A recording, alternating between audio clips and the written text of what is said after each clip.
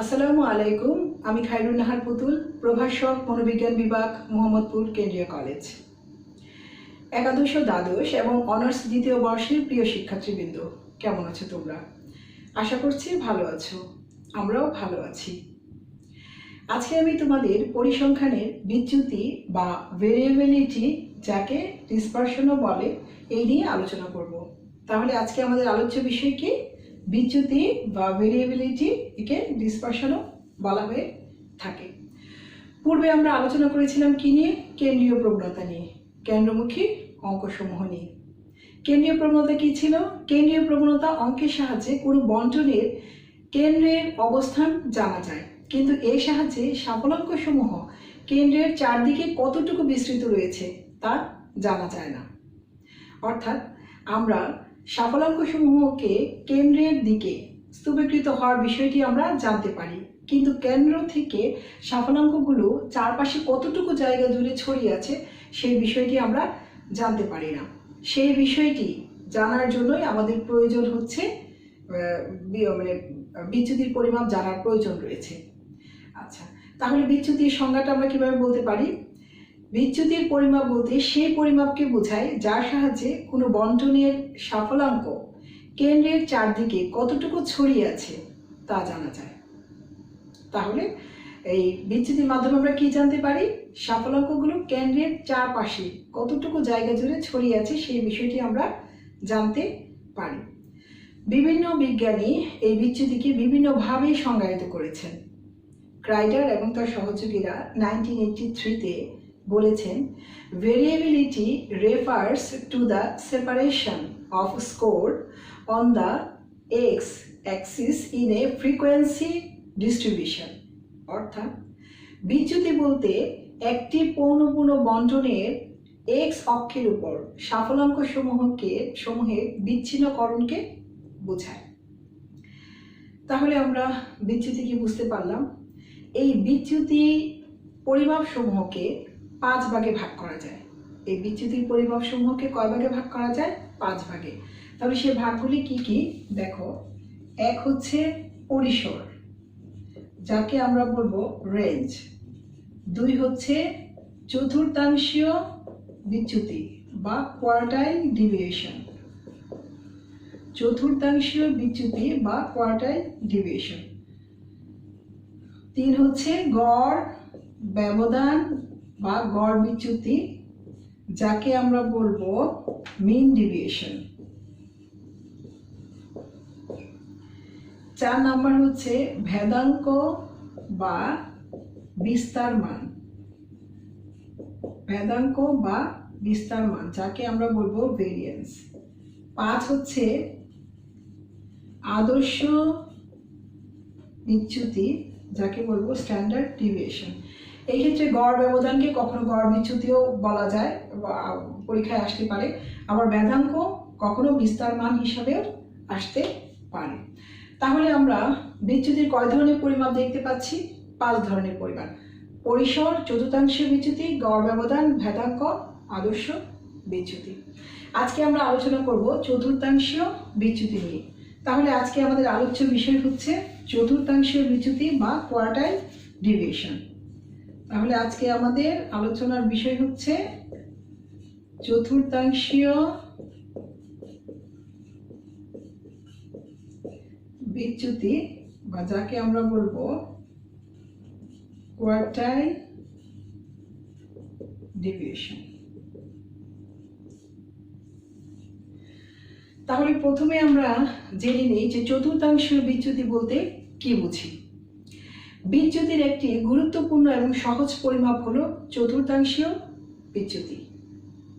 তাহলে বিচ্যুতির একটি গুরুত্বপূর্ণ এবং সহজ পরিমাপ হলো চতুর্থাংশীয় বিচ্যুতি। একটি বন্টনের স্বাবলম্বসমূহকে যদি তাদের মানের উচ্চক্রম অনুসারে সাজানো হয়, তবে যে স্বাবলম্বগুলো বন্টনটিকে সমান 4 ভাগে ভাগ করে সেগুলোকে চতুর্থক বলে। চতুর্থাংশীয় বিচ্যুতি হলো প্রথম ও তৃতীয় চতুর্থকের ব্যবধানের অর্ধেক। অর্থাৎ কোনো বন্টনের তৃতীয় চতুর্থক ও প্রথম চতুর্থকের বিচ্যুতিকে, অর্থাৎ তৃতীয় চতুর্থক এবং প্রথম চতুর্থকের ব্যবধানকে 2 দিয়ে ভাগ করলে যে ফল পাওয়া যায় তাকে চতুর্থাংশ বিচ্যুতি বলে।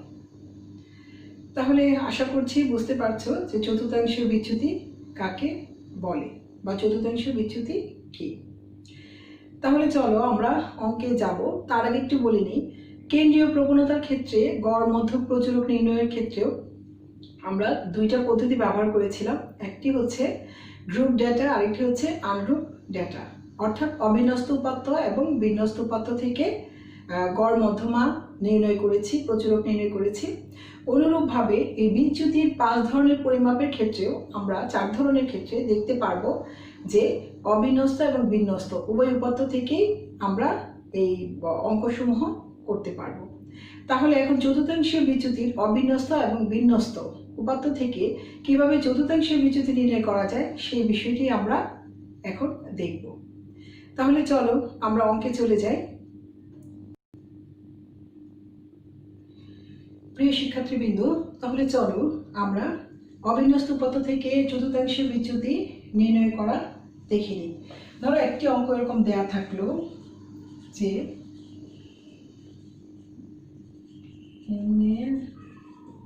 উপাত্ত থেকে চতুর্থাংশীয় বিচ্যুতি নির্ণয় করো।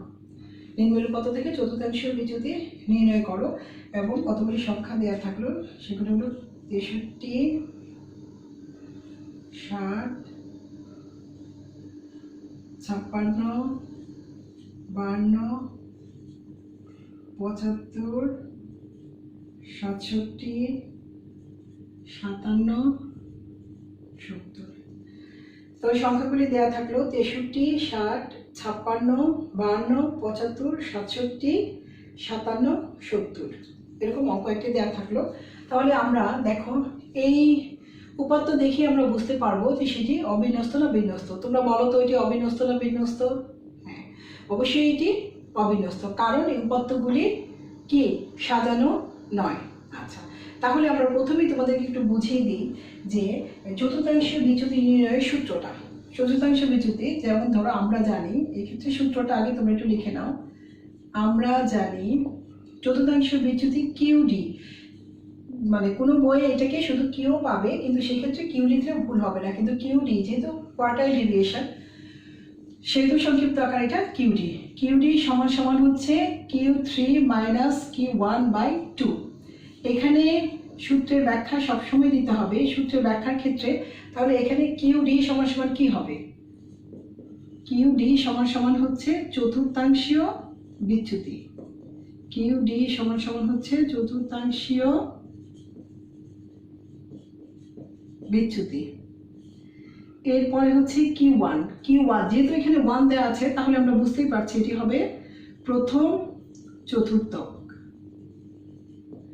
Q3 এক্ষেত্রে হবে তৃতীয় চতুর্থক, যেহেতু 3 দেওয়া আছে, তৃতীয় চতুর্থক। তাহলে সূত্র এবং সূত্রের ব্যাখ্যা তোমরা বুঝে গিয়েছো আশা করছি। তাহলে এখন অঙ্কটা আমরা করে নিই। আমি একটু মুছে নিচ্ছি যেহেতু বোর্ডটা ছোট, কিছু কিছু অংশ মুছে নিব, তোমরা এটা সাথে সাথে করে নিবে। আচ্ছা, তাহলে প্রথমে আমরা যেটা করব সেটা হচ্ছে সাফলাঙ্কগুলোকে ক্রমানুসারে সাজিয়ে নিব। আমরা মধ্যমা যেভাবে করেছি সেভাবে করব। তোমরা মনে রাখবে চতুর্থাংশের বিচ্যুতি এবং মধ্যমা একে অপরের সাথে খুব ভালোভাবে জড়িত, অর্থাৎ চতুর্থাংশের বিচ্যুতির সূত্র মধ্যমার সূত্রের মতো অনুরূপ। আমরা অনেক সময় মজা করে বলি চতুর্থাংশের বিচ্যুতি এবং মধ্যমা হচ্ছে চাচাতো ভাই বোন বা কাজিন। কেন? কারণ চতুর্থাংশীয় বিচ্যুতি 4টি খণ্ডে বিভক্ত, মধ্যমা 2টি খণ্ডে বিভক্ত, এবং সূত্রের প্রতি ক্ষেত্রে দেখবে ওখানে মধ্যমা 2-এর প্রাধান্য ছিল, এখানে চতুর্থাংশীয় বিচ্যুতি 4-এর প্রাধান্য রয়েছে। তাহলে প্রথমে আমরা লিখব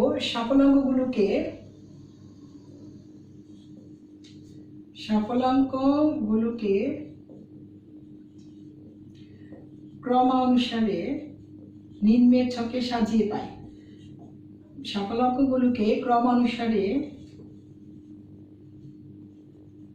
নিম্নের ছকে সাজিয়ে আই। তাহলে যেহেতু ক্রমানুসারে সাজাবো, দেখো কয়টা সংখ্যা এখানে, 1 2 3 4 5 6 7 8। তাহলে আমরা এখানে ক্রমানুসারে একটা ছক তৈরি করে নিব। ছকে এখানে ক্রমিক মান বা ক্রমমান, ক্রমিক মান বা ক্রমমান, এখানে হচ্ছে সাফলাঙ্ক, ব্র্যাকেটে তোমরা দিয়ে দিবে ক্রমানুসারে, কারণ যেহেতু ক্রমানুসারে সাজিয়ে নিয়েছি ক্রমানুসারে। তাহলে 8টি করে ভাগ করি, 1 2 3 4 5 6 7 8। তাহলে দেখো যেহেতু এখানে 8টি ঘর, প্রথমে ক্রমানুসারে সাজায় 1 2 3 4 5 6 7 8। তাহলে আমাদের এন কত, 8। এখন যদি ক্রমানুসারে আমরা সাজিয়ে পাই, অর্থাৎ সবচেয়ে ছোট সংখ্যা এখানে কত, 52, তারপরে সংখ্যা হচ্ছে 56, তারপরে হচ্ছে 57, মানে ক্রমান্বয়ে বড়র দিকে যাবে, 60 63 67 70 75। এই আমরা ক্রমানুসারে সাজিয়ে নিয়েছি। এখন যদি আমরা সূত্রের ক্ষেত্রে, আমরা সূত্র কি জানি, QD সমান সমান Q3 মাইনাস Q1/2। তাহলে প্রথমে আমাদেরকে বের করতে হবে যে Q1। তাহলে বের করি, Q1 বের করার একটি সূত্র রয়েছে, Q1 সমান সমান সাফলাঙ্কের মোট সংখ্যাকে 4 দিয়ে ভাগ করলে যে সংখ্যাটি পাওয়া যায় সেটি ক্রমানুসারে সাজালে যে সংখ্যা আসে সেটি হচ্ছে প্রথম চতুর্থ। তাহলে n কত, টোটাল n হচ্ছে 8। 8কে 4 দিয়ে ভাগ করে কত আসে, 2, তাহলে 2তম সংখ্যা। তাহলে দেখো তো এখানে 2তম সংখ্যাটি কত হবে, এখানে 2তম সংখ্যাটি হচ্ছে আমাদের, অর্থাৎ দ্বিতীয়তম সংখ্যাটি হচ্ছে, দেখো 1 2, তার মানে দ্বিতীয়তম সংখ্যাটি হচ্ছে 56, এইটা হচ্ছে Q1 এর ঘর। তাহলে আমরা লিখতে পারি দ্বিতীয়তম সংখ্যা, অতএব দ্বিতীয়তম সংখ্যা কত, 56। বুঝতে পেরেছো তোমরা? আচ্ছা, আশা করি বুঝতে পেরেছো। দ্বিতীয়তম সংখ্যা 56, অতএব Q1 সমান সমান 56। অনুরূপভাবে আমরা Q3 বের করব। আচ্ছা, তাহলে Q3 বের করার সূত্রটি কি হবে, Q3 বের করার সূত্র হচ্ছে Q3, তাহলে 3n/4। যেহেতু এখানে 3টা কিউ আর ওখানে একটা ইউ ছিল, সেজন্য কিউ ছিল, সেজন্য n ছিল। এখানে যেহেতু Q3 অর্থাৎ তৃতীয় চতুর্থক, এজন্য 3n/4। তাহলে তোমরা এই সংখ্যাটি যদি আমরা বের করতে চাই, তাহলে 3 × n কত, ক্রমিক মান, টোটাল সাফলাঙ্কের মোট সংখ্যা হচ্ছে 8, আর এ হচ্ছে 4, তাহলে 4টা 24 আর 4, এখানে হচ্ছে 6, তাহলে 6তম সংখ্যা। অতএব এখানে কি 6তম সংখ্যা হচ্ছে, বা 6তম সংখ্যাটি আমরা কি লিখবো, বা ষষ্ঠ সংখ্যা আমরা কি লিখবো, এখানে 6তম লিখতে পারি, অথবা এক্ষেত্রে তোমরা আগে যেহেতু ওটি দিয়েছে তাহলে এখানে ষষ্ঠ সংখ্যাও লিখতে পারো। ষষ্ঠতম সংখ্যা হচ্ছে, তাহলে 6 এর ঘরে যাই আমরা, 6 1 2 3 4 5 6, এই যে 6। তাহলে কত হবে তোমরা বলো তো, Q3, হ্যাঁ Q3 সমান সমান 67। তাহলে এখানে ষষ্ঠতম সংখ্যা হচ্ছে 67, অতএব Q3 সমান সমান 67। এখন যদি আমরা এটিকে সূত্রে বসিয়ে পাই তাহলে কি দেখব, দেখো Q3 কে সূত্রে যদি আমরা বসিয়ে পাই, তাহলে QD সমান সমান হচ্ছে Q3 মাইনাস Q1/2। তাহলে Q3 কত পেয়েছি, 67 মাইনাস, এখন দেখো Q3 পেয়েছি এবং Q1 কত পেয়েছি, 56। 2 দিয়ে ভাগ করলে 11, 11কে 2 দিয়ে ভাগ করলে কত আসে, 11কে 2 দিয়ে ভাগ করলে 5.5 আসে, 5.5। তাহলে আমরা লিখতে পারি, অতএব নির্ণেয় চতুর্থাংশীয় বিচ্যুতি,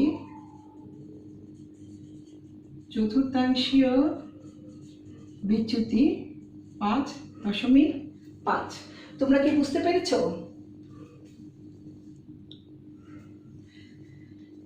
আশা করছি বুঝতে পেরেছো। এখন এই ক্ষেত্রে মধ্যমার মতো একটি সমস্যা রয়েছে। কি সমস্যা রয়েছে, যেমন ধরো এই ক্ষেত্রে এখানে সংখ্যা ছিল 8টি, যদি ধরো যে এখানে আরো 2টি সংখ্যা বেশি হতো, অর্থাৎ ঘরটা যদি হতো ধরো আমি ক্রম অনুসারে সাজানো সংখ্যাগুলি, এক্ষেত্রে আমি আচ্ছা আরেকটি অঙ্ক আমি দেখিয়ে দিচ্ছি। তাহলে অঙ্কটি দেখো, যদি এরকম একটি সংখ্যা থাকতো তাহলে অঙ্কগুলি আমরা কিভাবে করতাম।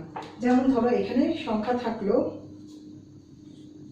35, 27, 24, 36, 22, 30, 38, 35, 40, 33, অর্থাৎ সংখ্যা 1, 2, 3, 4, 5, 6, 7, 8, 9, 10, 10টি সংখ্যা থাকতো। তাহলে এই অঙ্কটি আমরা কিভাবে করতাম?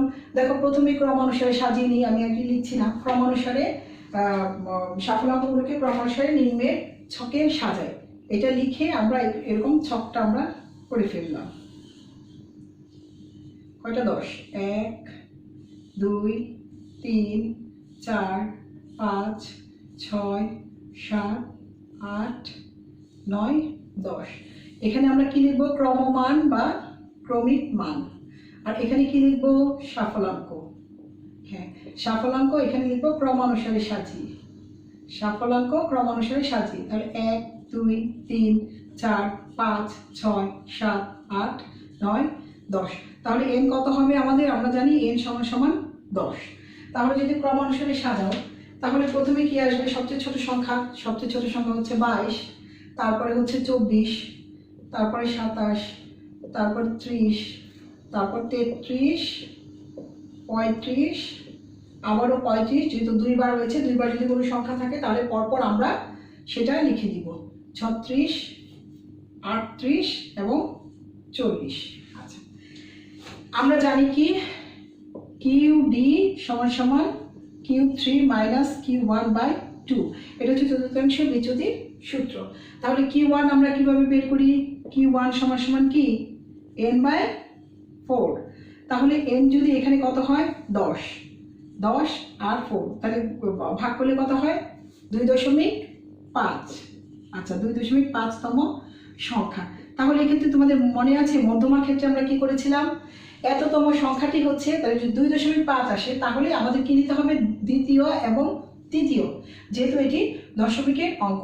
তাহলে এই ক্ষেত্রে আমাদের কি করতে হবে? তাহলে লিখতে হবে দ্বিতীয়তম মানে 2.5তম সংখ্যাটি হচ্ছে, 2.5তম সংখ্যাটি হচ্ছে দ্বিতীয় এবং তৃতীয় সংখ্যার গড়, দ্বিতীয় এবং তৃতীয় সংখ্যার গড়। তাহলে দ্বিতীয় কোনটা? দেখো এই ঘর এবং এই ঘর, অর্থাৎ 2 এবং 3।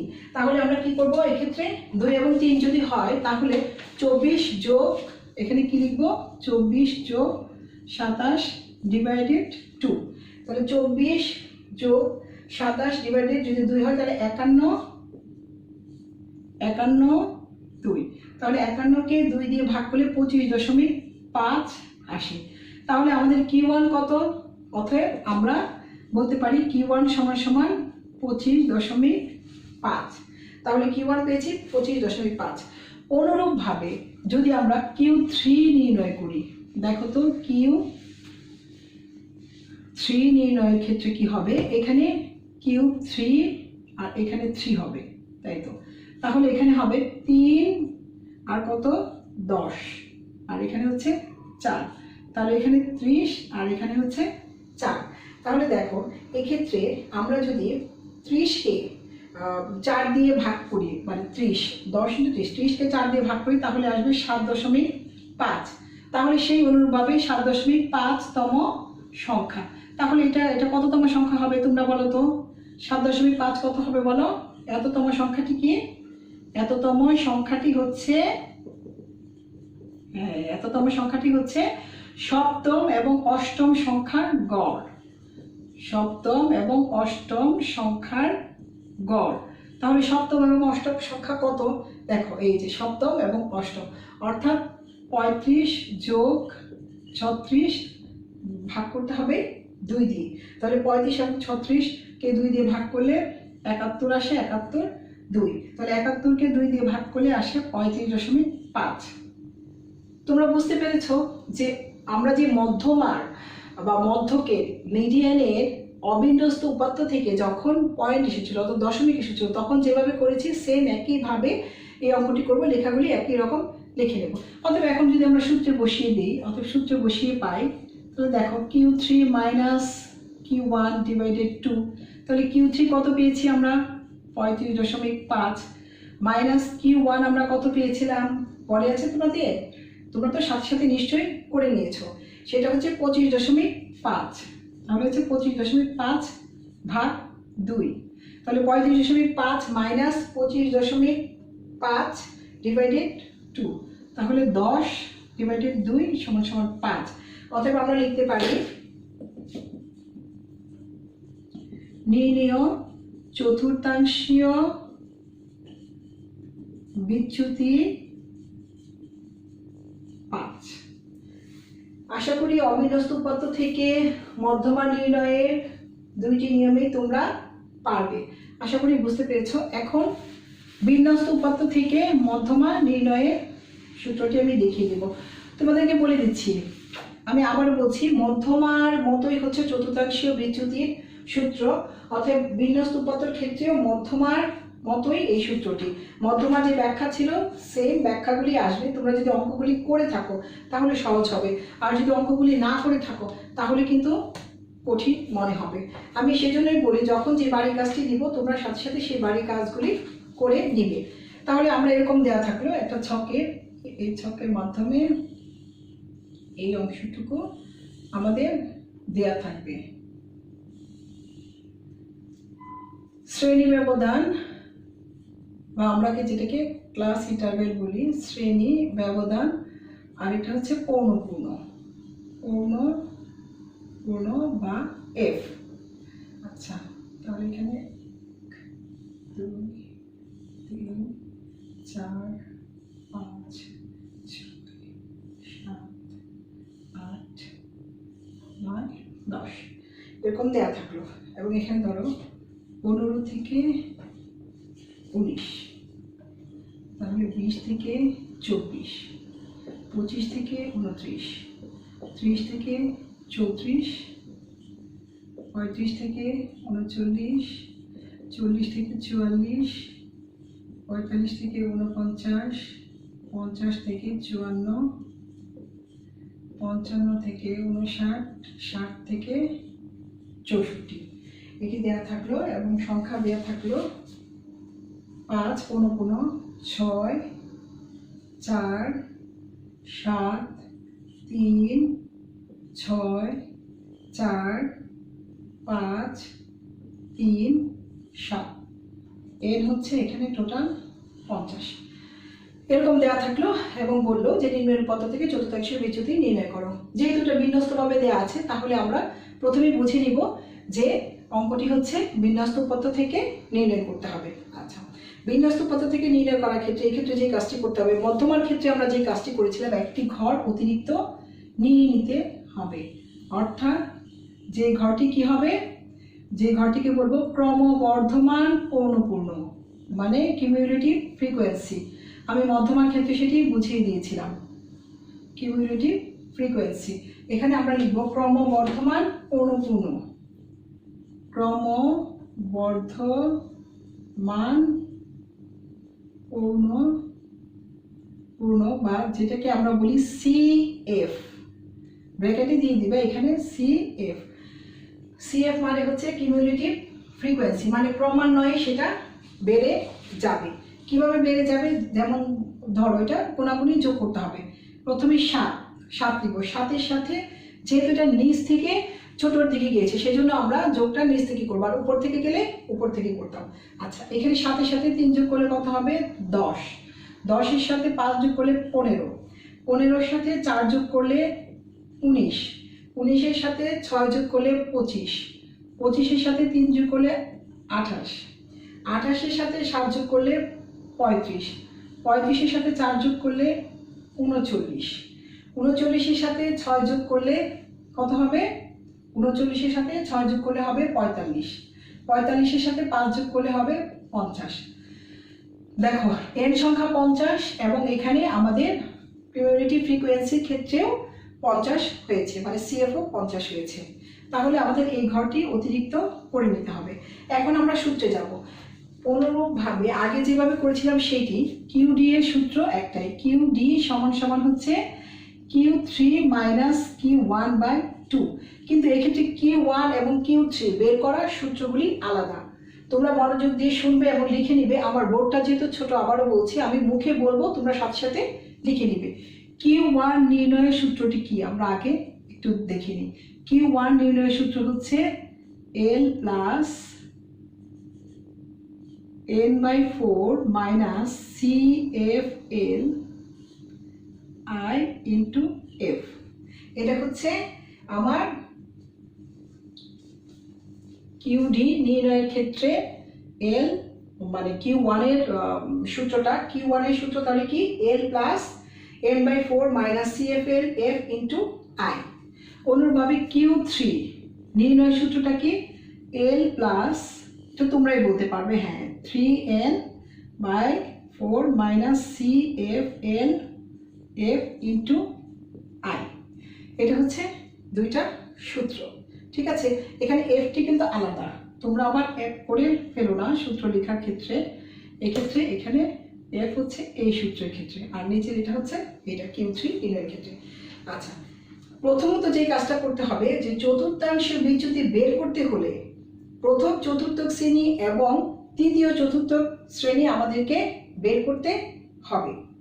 প্রথম চতুর্থক এবং তৃতীয় চতুর্থক বের করার সূত্রটা কি, মানে প্রথম চতুর্থক কোন ঘরে আছে সেটা বের করার সূত্র হচ্ছে, আমরা আগেই জেনেছি, Q1 কে মানে n কে যদি আমরা 4 দিয়ে ভাগ দিই, যেই সংখ্যাটি পাওয়া যাবে, মানে n কে, মনে আছে মধ্যমাকে বলেছিলাম যে মধ্যমাকে 2 দিয়ে ভাগ করলে যে সংখ্যাটি পাওয়া যাবে সেই সংখ্যাটি মধ্যমা শ্রেণীর ক্রমবর্ধমান পৌনপুনে যে ঘরটিতে আছে সেই ঘরটি যে শ্রেণী ব্যবধানে রয়েছে সেটি হচ্ছে মধ্যমার ঘর।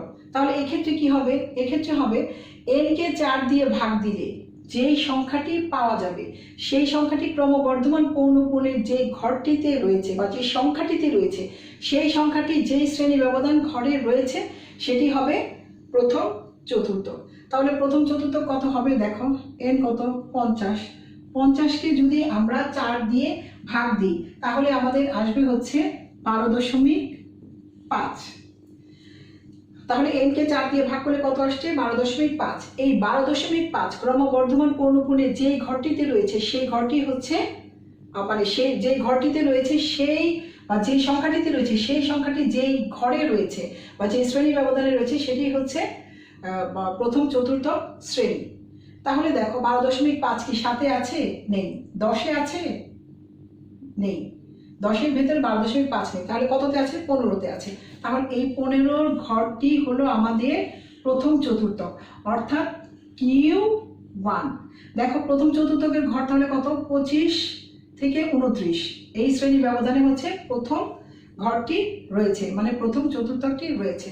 তাহলে আমরা এখন বের করে ফেললাম যে প্রথম চতুর্থক কত শ্রেণীতে রয়েছে। তাহলে এখন আমরা যদি সূত্রে বসাই, সেম আগের মতো মধ্যমার মতো করে যদি আমরা সূত্রে বসাই, সূত্রের ব্যাখ্যাটা তোমরা একটু বুঝে নাও।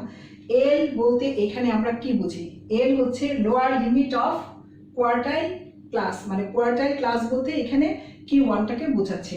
তাহলে lower limit of quartile class Q1। তাহলে Q1 আমরা কি করব, এল হচ্ছে প্রথম চতুর্থক যেই শ্রেণীতে আছে সেই শ্রেণীর প্রকৃত নিম্ন সীমা।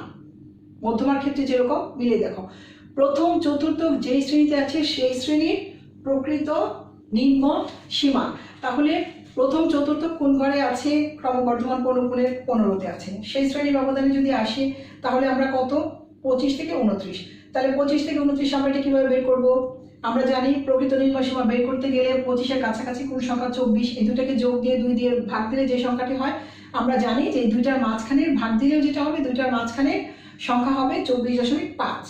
তাহলে আমাদের এখানে Q1 কত হচ্ছে, সরি এখানে Q3, আমি Q1 এর সূত্রটা, Q3 এর সূত্রটা আমি মুছে দিই তাহলে তোমাদের বুঝতে সুবিধা হবে। আচ্ছা, তাহলে Q1 যেহেতু আমরা বের করেছি তাহলে Q1 এর সূত্র, তাহলে এই ক্ষেত্রে Q1টা এলটা কত হবে বলো তো? এল হবে 24.5, হ্যাঁ 24.5 যোগ আমরা এল কে 4 দিয়ে ভাগ দিব, মানে এখানে 50, এখানে হচ্ছে 4 মাইনাস CFLটা কি দেখো, CFL হচ্ছে এখানে চতুর্থক, প্রথম চতুর্থক যে শ্রেণীতে রয়েছে, প্রথম চতুর্থক যে শ্রেণীতে রয়েছে সেই শ্রেণীর নিচের শ্রেণী ক্রমবর্ধমান পৌনঃপুন। যেহেতু কিউমুলেটিভ ফ্রিকোয়েন্সি এখানে এল দেওয়া আছে মানে লো, তাহলে কি হবে, প্রথম চতুর্থক যে শ্রেণীতে আছে সেই শ্রেণীর, প্রথম চতুর্থক যে শ্রেণীতে আছে সেই শ্রেণীর নিচের শ্রেণী ক্রমবর্ধমান পৌনঃপুন। তাহলে নিচের শ্রেণী ক্রমবর্ধমান পৌনঃপুন কত, 10, তাহলে এখানে হবে 10। ঠিক আছে। আচ্ছা, এফ মানে প্রথম চতুর্থক যে শ্রেণীতে রয়েছে সেই শ্রেণীর পৌনঃপুন, এই যে এফ, তাহলে কত হবে 5। আচ্ছা 5, এখন শ্রেণী ব্যবধান কত দেখো তো তোমরা, 15, 16, 17, 18, 19, তার মানে 5, তাহলে শ্রেণী ব্যবধান পেয়েছি 5। তাহলে এখন যদি আমরা ক্যালকুলেশনটা করি তাহলে দেখো বেড়ে যাবে 24.5 যোগ এখানে হচ্ছে 12.5 মাইনাস 10, 5 ইন্টু 5, তাহলে 24.5 যোগ এটাকে যোগ বিয়োগ করে আমি একবারে বসিয়ে দিচ্ছি 2.5, তাহলে এখানে হচ্ছে 27। তাহলে আমরা Q1 কত পেলাম, Q1 সমান সমান আমরা এখানে 27 পেলাম। ঠিক আছে। আচ্ছা, এখন আমরা Q3-তে যাই। Q3টা আমরা কিভাবে নির্ণয় করব, তাহলে Q3 এর সূত্র আমি এখানে আবার লিখছি। Q3 এর সূত্রটা মনে আছে তোমাদের, Q3 সমান সমান এখানে Q3 সমান সমান সূত্রটাকে লিখে নিই, L প্লাস এখানে কত হবে 3n, হ্যাঁ কখনো n লেখা যাবে না, এটা হচ্ছে Q1 এর ক্ষেত্রে 3n minus CFL F into I। তাহলে Q3টা আগে আমাদেরকে নির্ণয় করে নিতে হবে, যে Q3 আমাদেরকে বের করে নিতে হবে শ্রেণী, অর্থাৎ Q3 মানে তৃতীয় চতুর্থকের শ্রেণীটা বের করে নিতে হবে। তৃতীয় চতুর্থকের শ্রেণী বের করার নিয়ম হচ্ছে Q3 মানে 3n কে 4 দিয়ে ভাগ করলে যে সংখ্যাটি পাওয়া যায়, তাহলে এখানে 3, 50, 4, তাহলে এখানে Q3 এর ক্ষেত্রে সংখ্যাটি হবে হচ্ছে 150, 150কে 4 দিয়ে ভাগ করলে 37.5 আসে। তাহলে দেখো এই 37.5 ক্রমবর্ধমান পৌনঃপুনের যে সংখ্যাটির ভিতরে রয়েছে সেই সংখ্যাটি যে শ্রেণী ব্যবধানে রয়েছে সেই শ্রেণী ব্যবধানটাই হচ্ছে তৃতীয় চতুর্থক। তাহলে 37 দেখো এখানে যেহেতু 15 প্রথম চতুর্থক পেয়েছি, তার মানে এখানে থাকবে না, 19-এর ভিতরে নেই, 25-এর ভিতরে নেই, 28-এর ভিতরে নেই, 35-এর ভিতরে নেই, কিন্তু 39-এর ভিতরে কি আছে দেখো তো, 39-এর ভিতরে আছে কিনা, হ্যাঁ 39-এর ভিতরে আছে। তাহলে এই ঘরটিকে আমরা বলতে পারি তৃতীয় চতুর্থক অর্থাৎ Q3। তোমরা কি আশা করি বুঝতে পারছো, কারণ Q3টা আমরা কিভাবে বের করলাম, Q3 যে শ্রেণীটা, Q3 মানে 3n/4 মানে 3টা n কে 4 দিয়ে ভাগ করে যে সংখ্যাটা পাওয়া যাবে সেই সংখ্যাটা ক্রমবর্ধমান পৌনঃপুনের যে ঘরটাতে থাকবে, মানে যে সংখ্যাটিতে থাকবে সেই সংখ্যাটি যে শ্রেণী ব্যবধানে থাকবে সেটাই হচ্ছে আমাদের তৃতীয় চতুর্থক। তাহলে তৃতীয় চতুর্থক আমরা পেয়ে গেছি, এখন আমরা সূত্রে বসিয়ে নিই। তাহলে সূত্রে বসিয়ে নিলে আমরা L কত পাবো দেখো, L হচ্ছে কি, L হচ্ছে যে তৃতীয় চতুর্থক যে শ্রেণীতে রয়েছে সেই শ্রেণীর প্রকৃত নিম্ন সীমা। তবে সেই শ্রেণীর প্রকৃত নিম্ন সীমা কত আসবে, হ্যাঁ 39.5। এই তো বুঝতে পেরেছ, প্রথমটা বের করাতে সহজ হয়ে গিয়েছে তোমাদের জন্য। আচ্ছা, এরপরে যেটা করবো সেটা 3n 50 4 মাইনাস CFLটা কি, তাহলে CFLটা অনুরূপভাবেই হবে যে তৃতীয় চতুর্থক যে শ্রেণী ব্যবধানে রয়েছে সেই শ্রেণী ব্যবধানের নিচের ক্রমবর্ধমান পৌনঃপুন, তার মানে তৃতীয় চতুর্থক যে শ্রেণীতে রয়েছে সেই শ্রেণী নিচের শ্রেণী ক্রমবর্ধমান পৌনঃপুন। তাহলে এক্ষেত্রে কত হবে তোমরা বলো তো, হ্যাঁ 35, তাহলে এক্ষেত্রে হবে 35। আচ্ছা, তাহলে নিচে F হচ্ছে, Fটা কিভাবে বের করতে হবে, F হচ্ছে আমাদের বলতে হবে যে তৃতীয় চতুর্থক যে শ্রেণীতে রয়েছে সেই শ্রেণীর কি পৌনঃপুন, তাহলে তৃতীয় চতুর্থক যে শ্রেণীতে রয়েছে সেই শ্রেণীর পৌনঃপুন হচ্ছে 4, আর শ্রেণী ব্যবধান তো আগেই পেয়েছি 5। ঠিক আছে। আচ্ছা, তাহলে এখন যদি অঙ্কটি আমরা করি 5 যোগ এখানে হচ্ছে ভাগ দিলে আসবে হচ্ছে 37.5, আগে পেয়েছি 35, 4 × 5। আচ্ছা, আমি একবারে করে ফেলছি, তোমরা অঙ্কটা করে নিবে। এখানে ভাগ করে আসবে 3.13। 13, অর্থাৎ সংখ্যা আসবে 52.63। তাহলে আমরা তৃতীয় চতুর্থ কত পেলাম? 52.63। এখন যদি আমরা সূত্রে বসাই তাহলে আমরা কি লিখবো? যে সূত্রে বসিয়ে পাই, ঠিক আছে, সূত্রে বসিয়ে পাই। দেখো সূত্রে বসবে কিউ ডি সমান সমান Q3 মাইনাস Q1/2। তাহলে Q3 কত পেয়েছি? 52.63 মাইনাস Q1 কত পেয়েছি? 27 মাইনাস 2। তাহলে দেখো আমরা বিয়োগ করে যে সংখ্যাটা হবে 25.63। 25.63 কে 2 দিয়ে ভাগ দিলে আসে হচ্ছে 12.82। তাহলে আমরা উত্তরটা কি লিখতে পারি? অর্থাৎ চতুর্থাংশীয়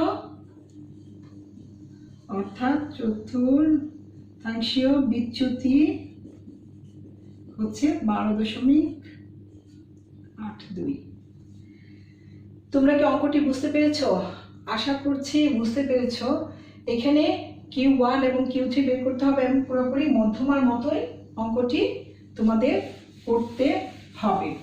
আচ্ছা, এখন আমি তোমাদেরকে বাড়ির কাজ দিয়ে দিব। তোমরা সেই বাড়ির কাজটি মনোযোগ সহকারে করবে এবং এই বাড়ির কাজটি যদি বুঝতে না পারো তাহলে আমাকে বলবে এবং অঙ্কটি করার পরে তোমরা বুঝতে পারবে। আমি খুব জটিল অঙ্ক দিচ্ছি না তোমাদের জন্য, চতুর্থাংশ বিচ্যুতি থেকে সহজ অঙ্কটি দিচ্ছি। প্রথমটা লিখে নাও যে নিম্নের উপাত্ত থেকে চতুর্থাংশ বিচ্যুতি নির্ণয় করো। আমি শুধু সংখ্যাগুলি তোমাদের দিয়ে দিচ্ছি। লিখবে, প্রশ্ন লিখবে যে নিম্নের উপাত্ত থেকে চতুর্থাংশ বিচ্যুতি নির্ণয় করো। তাহলে সংখ্যাগুলি 32, 22, 27, 34, 36, 40, 38, 60, 54, 50। 1, 2, 3, 4, 5, 6, 7, 8, 9, 10। তাহলে সংখ্যাগুলি কি দেখো? 32, 22, 27, 34, 36, 40, 38, 60, 54, 50। ঠিক আছে, তাহলে বলো তো এটা বিন্যস্ত না অবিন্যস্ত? হ্যাঁ, আচ্ছা ঠিক আছে, ওই নিয়মে করে দিবে। এখন তোমাদেরকে আমি বিন্যস্ত উপাত্ত থেকে নির্ণয়টা বলি বা একটা বাড়ির কাজ দিয়ে দিচ্ছি। দেখো এখানে শ্রেণী ব্যবধান, এখানে থাকবে পূর্ণ F,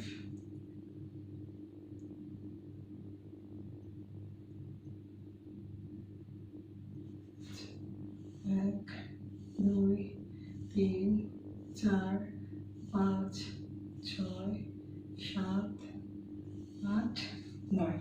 তাহলে আমরা যদি এটা লিখি, দেখো 24 থেকে 26, 27 থেকে 29, 30 থেকে 32, তারপর হচ্ছে 33 থেকে 35, 33 থেকে 35, তারপর হচ্ছে 36 থেকে 38, তারপর হচ্ছে 39 থেকে 41, 39 থেকে 41, তারপরে হচ্ছে 42 থেকে 44, 45 থেকে হচ্ছে 47, 48 থেকে হচ্ছে 50। আর এখানে পূর্ণ হচ্ছে 2, 1, 3, 6, 10, 4, 1, 1, 2। n সমান হচ্ছে 30। তাহলে এখানে শ্রেণীর ব্যবধান কত তোমরা বলতে পারবে? আমি বলে দিব? না, আমি বলবো না। এক্ষেত্রে তোমরা ধরে নিবে 24 থেকে 26, 27 থেকে 29, 30 থেকে 32, 33 থেকে 35, 36 থেকে 38, 39 থেকে 41, 42 থেকে 44, 45 থেকে 47, 48 থেকে 50। 2, 1, 3, 6, 10, 4, 1, 1, 2। তাহলে এই অঙ্কটি বাড়ি কাজ এবং এই অঙ্কটি তোমরা করে নেবে।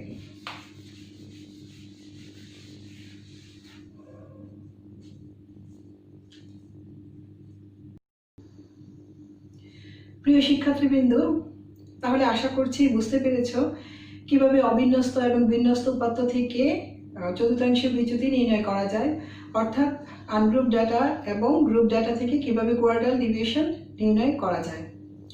যদি এই অঙ্কের ক্ষেত্রে কোনো অংশ বুঝতে না পারো তাহলে অবশ্যই আমাকে জানাবে। আর বাড়ির কাজটি অবশ্যই মনোযোগ দিয়ে করার চেষ্টা করবে এবং যদি কোনো সমস্যা হয় আমাকে সেটি জানাবে, আমি সমাধান দেওয়ার চেষ্টা করব। প্রিয় শিক্ষার্থীবৃন্দ, আমি আবারও বলছি, অঙ্কের ক্ষেত্রে বারবার অনুশীলন করা অর্থাৎ প্র্যাকটিস করার ছাড়া কোনো উপায় নেই। যে যতবার অঙ্ক করবে সে ততবার সেই অঙ্কটি সম্পর্কে তোমরা অভ্যস্ত হবে এবং অঙ্কগুলি ভালোভাবে করতে পারবে। তো আজকে এই পর্যন্তই। পরবর্তী ক্লাসে আবারও দেখা হবে নতুন কোনো একটি বিষয় নিয়ে। সে পর্যন্ত তোমরা ভালো থেকো, সুস্থ থেকো। আল্লাহ হাফেজ।